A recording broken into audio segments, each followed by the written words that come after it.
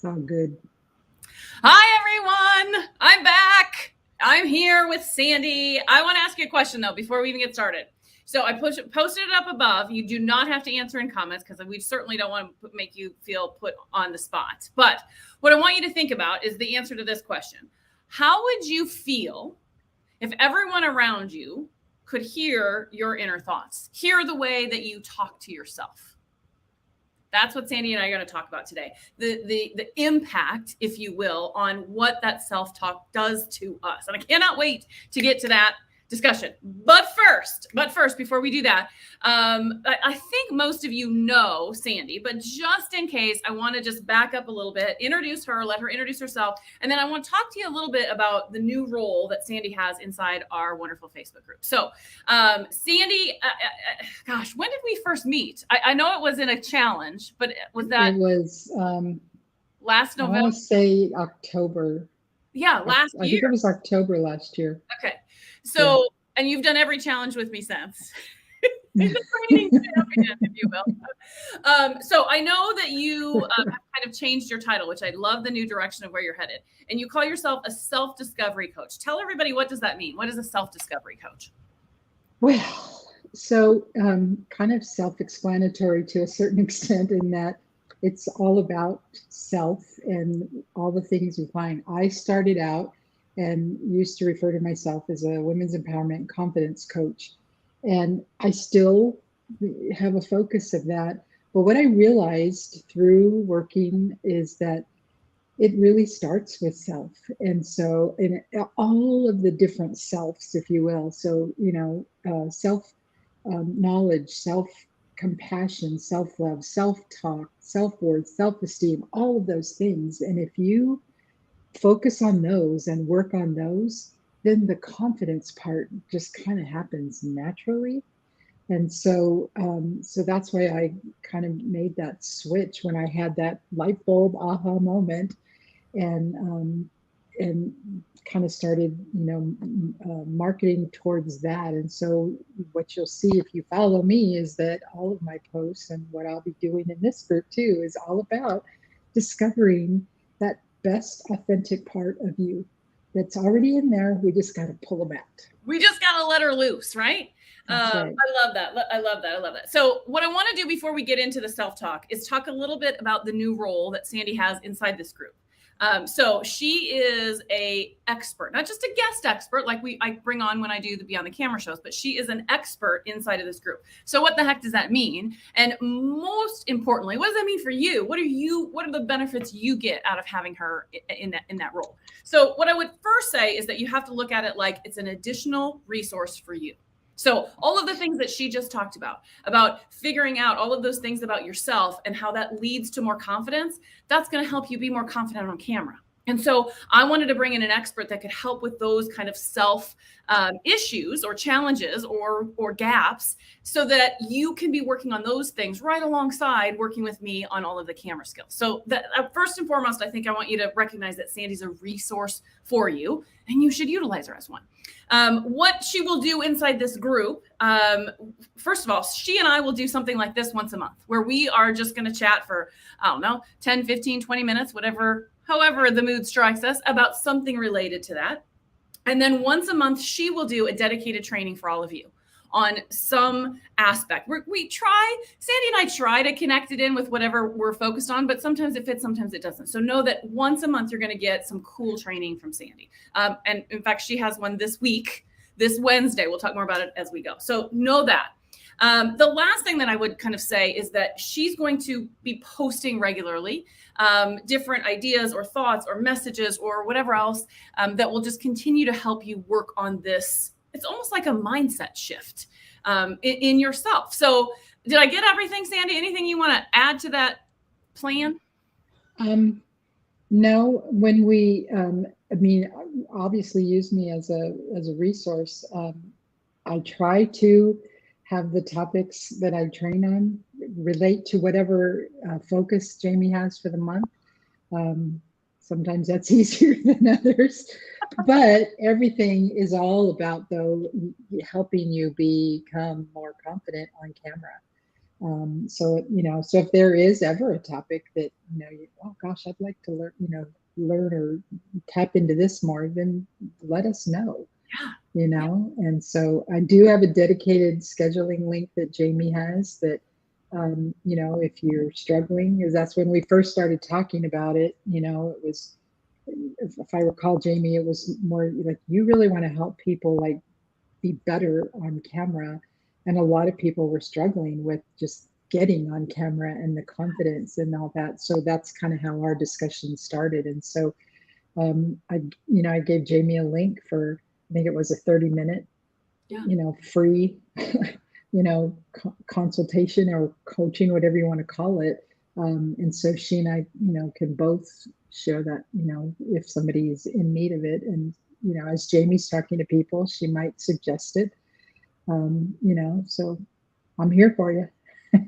I love it. I love it. So what, two more things, and then we'll get into the point of our talk here today. One is my ask of all of you is to show up and support her. So she's going to be willingly giving up her time and be a resource for all of you. What I want from all you is, comment on her posts, show up for her trainings, really take advantage in all the right ways of what she is offering to do for the group. So that's my ask of you. The other thing that I wanted to touch on before you all get all crazy and start DMing me about how do I get to become an expert in the group? Here's what I will say. I already had one already. Actually, I've had two already. I very much expect that this whole idea of having experts in this group we will have more of them. I have no doubt. But what I want to do first is Sandy's volunteered to be my guinea pig, basically. And Sandy and I are going to figure this out because I want to make sure that it is a win for her as well as for me and for all of you. It's a win-win-win. Everybody's got to benefit in some way. So give me a couple of months to kind of figure out all of the parts and pieces behind this with Sandy. And then I will let you all know if and when those other opportunities exist. And I will give you this little teaser as well. One of the things that Sandy and I are talking about is also having these experts, or maybe it's a totally separate group of people that are more moderators in this group. And I don't mean moderators in terms of like approving posts, but moderators in terms of helping with the next Go Life Challenge and watching videos and giving you feedback and supporting you in some way. So that will also be something that we do inside this group. It's exciting that this group has grown. And, I think the last Go Life Challenge, we had 100 people in there. If it grows much bigger than that, I can't do it by myself. It's just, there's not enough hours in the day. So I need to bring in some help. So just know that that's another part of what Sandy and I are talking about. Okay. All right. If you guys have questions about this or about her role or how this works, drop them in the comments, or as always, message me or message Sandy, and either one of us are happy to answer those questions. Okay. So now let's get back to the question at hand. So we started today and I asked you a question, and I know some of you may have joined after I asked it. So I'm going to ask it again. How would you feel if we all could hear the way that you talk to yourself in here? You don't have to answer in comments because I don't want to make you feel put on the spot. But that's really what she and I want to talk about is the impact that self-talk has. So first of all, Sandy, where does self-talk come from? Like, I know sometimes I'll think like, am I just crazy that I'm over here talking to myself? Like, where is this voice coming from? What is it? Well, simply, and it's not a simple answer, but put simply, it's really the soundtrack of our mind. It's all of those thoughts and everything that come in. And I want to read something to you. I just read this in a magazine and it just was so profound. And I was like, oh my gosh, that's so perfect. So this person she's actually I think she's a psychologist or psychiatrist, but she said, as young children, we were often disavowed and disregarded for who we most naturally were. And as a result, we began to wear masks to gain recognition and worth. And these masks helped us with a temporary sense of relief and comfort because they fed us with a few crumbs of external validation and approval. But because these masks are not our true self, they eventually begin to crack and fade away, leaving us once again feeling dismantled and disoriented. And I read that and I was like, oh my gosh, like there it is, like in a paragraph. And I just thought that is so true, because the reality is when we were born worthy, we were born enough, we were born confident. And as we had our childhood experiences from birth to, whatever, life experiences happened along the way. And at some point, we were told not to be who we just were naturally trying to be as a child. And so that's And it where, could be something, you it could be start something, developing that. and it could be something small like, shh, be quiet, right? Or Right, sit right, still. Or, I mean, not even, it doesn't even, it's not that it has to be some sort of trauma. It's just those right, little things that then stop you from being who you naturally are, right? right. Even things like, oh, girls don't play with chalks. Girls play with Right. balls. Right. Boys don't play with dolls, boys play with trucks. I mean, it can be those that, I mean, we're all doing the best we can as parents. There's no guidebook to being a parent, and so our experiences as a parent is based on our experiences growing up. So because we don't know any better. So We don't, yeah, so yeah. yeah, it's all of those things, and so it just ends up becoming that dialogue. So how often have you told yourself, or you even little things, just little things, you say, well, I'm like, I remember having it was actually in a chat one time, and I said, well, I'm not an animal person, and I got called out on it, and the person said, well, but they asked me all these questions, and the reality is I like animals. I like to watch them. Tomorrow I'm going to Out of Africa Wildlife Park near me. I like to see them. I don't want to have them in my house. I don't want to have, I don't have the responsibility of taking care of them. So when I say I'm not an animal person, that's what I'm referring to. But really, I am an animal person. I like them. I just don't want to have one to be responsible for. And Right. it's those little tiny shifts that, that you can make that make all the difference in the world. It's just how you reframe it. So I learned something this morning. I was actually on a call with somebody this morning, and and we were talking about even just something simple like money blocks, and I would think about things that my dad said that I know they're not true, but the problem is they keep coming up. They keep coming up because Mm-hmm. it's just ingrained in my mind because he said it years and years and years and years and years and years and years, Right. and it's That tape that keeps replaying. it keeps replying. Yeah. Yeah. Okay. So the what is the impact that self-talk can have? Because there's negative and positive, right? Right. But how does that impact our everyday life? Um, the reality is your brain believes everything you tell it. So if you're constantly, as a child, being told certain things, and then you continue that as an adult, even when you're sitting there, maybe you're working at your computer, or okay, let's use getting on camera. You're doing a live, and then you get on there. Oh man, I just totally screwed up. I'm so stupid. Okay, you just said that, and then people jump in. No, you're not. And they try to encourage you. And so I tell people, like, think about it from the standpoint of, like, okay, if your child came to you and said that, or your best friend came to you and said that, what would your response be? Right. You wouldn't tell them they're stupid. You would encourage them. So why do we not do that for ourselves? So it's noticing, it's that whole thing. And so that's why affirmations and mantras and all those things, you hear about it all the time. They really do work. Yeah. They really do work, because what you're telling yourself and what your brain hears over and over again. So if you're constantly telling yourself, I'm a failure, versus, I'm a success, it all plays out accordingly. It all plays out. Now, there's a comment, and I don't want to necessarily put it on screen because I don't want to put anybody on the spot. But Mm-hmm. it's a practice, and sometimes Mm-hmm. we can be better at it, but then we slip up. Any tips for us on? And I know we're going to get in and talk about some strategy stuff here and what you're going to talk about on Wednesday. But how do we be mindful of and stick with that consistency? Because we all slip up.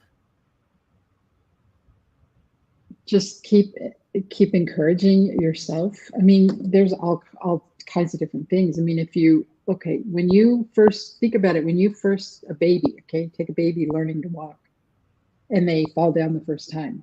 Do they just sit there and never try to walk again? Right. No. No, they get up and they keep trying. We encourage them to get up and keep trying. So it's the same principle. Anytime we start something, we're not perfect at it the first time. We may never be perfect. What is perfect? Be perfectly imperfect. Right. That's totally okay.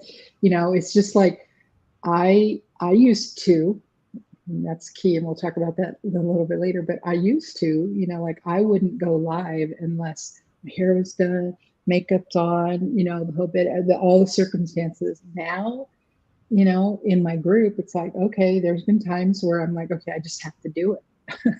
So I don't have any makeup on. I did one time, I just got out of the shower, my hair's all wet,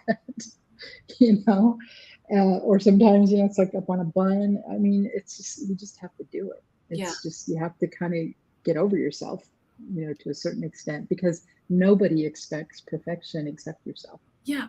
I know, Sandy, you've heard me say this a million times. The success in anything is you've got to start, you suck, and then you get better. Right. It's the same thing with this self-talk, right? And exactly. Recognizing that you're doing it and then switching it to something positive and correcting it in that moment. And then just, you keep working on it. And eventually it becomes second nature and you don't even have to think about it. So, okay. It will. Yeah. Now I know Wednesday, you're going to be live Wednesday and you're going to do a training session. Tell everybody, what are you talking about on Wednesday? It's called Rewriting the Inner Narrative, Conquering Negative Self-Talk. And so we're going to understand, the impact, going maybe a little deeper than what we're talking about here, learning some strategies to overcome that. And it can be applied anywhere. I know this group is about getting on camera, but you can apply it in your daily life. Yeah, every day.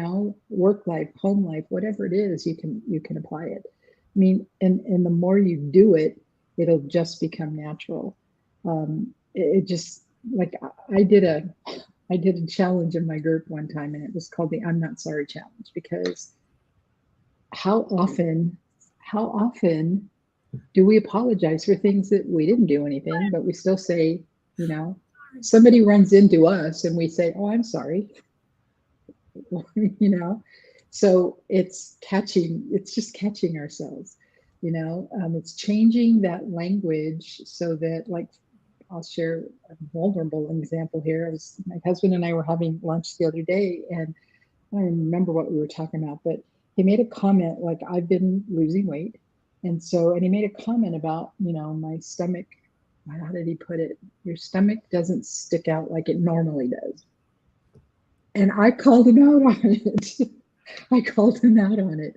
And I said, okay, let's change that wording. I said, change it from how it normally is to how it used to be, or in the past. Changing in the past, I would have blah, blah, blah. In the past, my stomach did stick out more, but to say something is normal, well, what is that? Who says it's normal? Right. So it's little things like that. So. Okay. There's a comment coming in saying they're having a hard time hearing you, Sandy. Sound comes going in and out. So I'm just going to have you check your mic and just make sure it's the right mic picked. I'm wondering if it's maybe your laptop mic instead of your camera mic. Just check it. Well, I'm not sure. Click on, do you have a settings button? That's what I'm looking for. And then, okay. Okay, let me stop it real quick. Okay, she'll come back. Thank you for bringing that up. I didn't know, she sounds fine to me. So it must just be a weird, who knows, glitchy thing. So what I will say is this. Oh, she's back. Let's see. Nope, she's not back. Sandy's session, by the way, if you want to tune in to Sandy's session. Oh, now she's back. Okay. How about now? Talk. I don't know. Am I better? Oh, there's settings. Duh, right in front of me. Anyway, Sandy's session is this Wednesday at 2 o'clock Central. She'll be live in the Facebook group. Okay. So can you give us a sneak peek? Is there any tip that you want to share or any strategy you want to share? Don't give it away, but just like a version of something you might share on Wednesday. I would suggest that between now and Wednesday, just start noticing. Just start noticing, because that's the first, that is the first step. So like when I'm working with clients, I tell them, start noticing whatever it is we're working on. So if you just start noticing when you have those thoughts, once you start to notice it, that's the first step, so that you can then start reframing that. So when you notice it, write it down in a journal, put it in your notes app, jot it, digital note on your phone or something along those lines, just to keep track, because until you realize you're doing it, it's going to be harder for you to make that reframe. So that's what I would suggest, is start noticing. And it might be difficult at first, and you might not catch yourself immediately, but as you think back, take a break every hour or so and think, okay, when did I do that? Yeah. Or maybe you'll catch yourself while you're doing it, but you don't have to necessarily change anything. Just notice that you did it.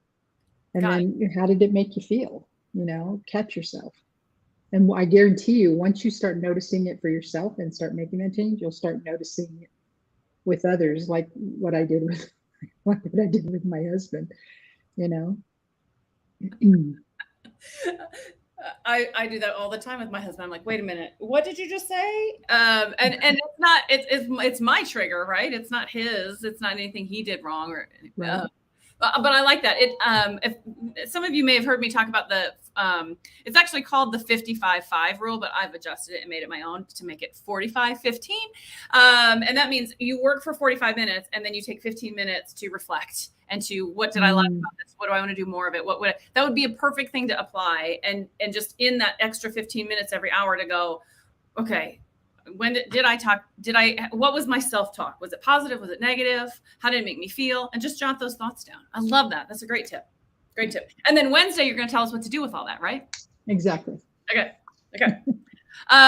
So another reminder, just as we wrap up here, is that tomorrow, Tuesday, is the birthday party celebration. So I hope you all will join. I have games that we're going to play. Everybody's going to get a wish on a birthday cake, or a birthday candle, rather. I don't have cake because I don't want any more cake in my house, but we're going to do a brownie. So we'll have a good time. So please join if you can. That is tomorrow. What time is it at? Tuesday at 12 Central Standard Time. All right. So I hope to see you there. Sandy, thank you for doing this live with me today. And, I think what's important here is that Sandy and I both want you to have more positive self-talk, because when you have more positive self-talk and when you believe in yourself and all of the selves that Sandy mentioned earlier, then that's when you become more confident. And when you are more confident just as a being, you're going to be more confident showing up on camera. And we want you to get to a point where you're proud of the thoughts that you have and the things that you say about yourself, so that you want people to listen, because you now become somebody that helps other people improve their self-talk. So thank you all for joining Sandy and I today, and join her session on Wednesday. It'll be a good one. I know I'm going to be there. All right, guys. Thank you. Bye. Bye.